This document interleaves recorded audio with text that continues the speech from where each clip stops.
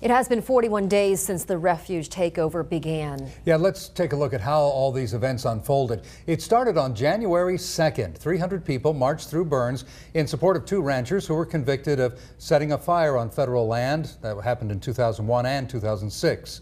A small armed portion of that group splintered off and took over the refuge, which is about 30 miles south of Burns. The next day, Ammon Bundy, the group's leader, announced they would not act violently unless the government acted against them.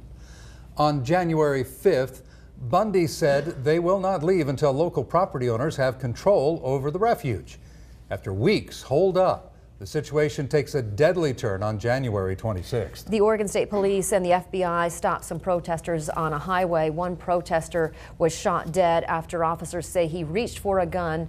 Several others, including Bundy, were arrested. Now, as the standoff is coming to an end, in Portland late last night, Ammon Bundy's father is arrested. Cliven Bundy was taken into custody as he arrived at the Portland airport.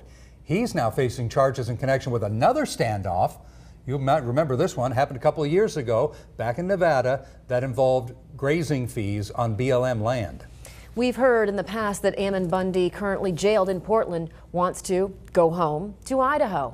Morgan Wagner is live in Emmett, where she asked residents what they thought about the Ammon Bundy, returning to his home. They had no idea, Britt and Natalie. Residents here in Emmett say they were surprised to find out that the man who started this whole protest is a member of their own community.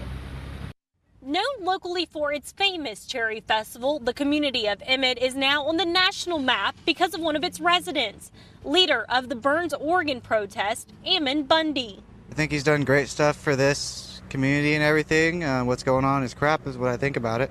Documents show Bundy and his wife Lisa purchased the 5-acre property on South Slope Drive in June. The sale price, nearly $570,000. However, neighbors tell me they've had little or no interaction with the family. What has your experience been with Mr. Bundy? Very short. You can say that for one. Very short. What's his family like? Funny. Very funny people. I didn't even know Bundy lived here or had a house here.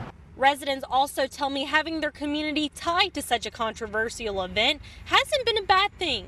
They say anything that gets their little town's name out, they see as beneficial. Despite everything that has happened in this past 41 days, residents tell me they're just glad to see it over. Live in Emmett, Morgan Wagner, KBOI 2 News.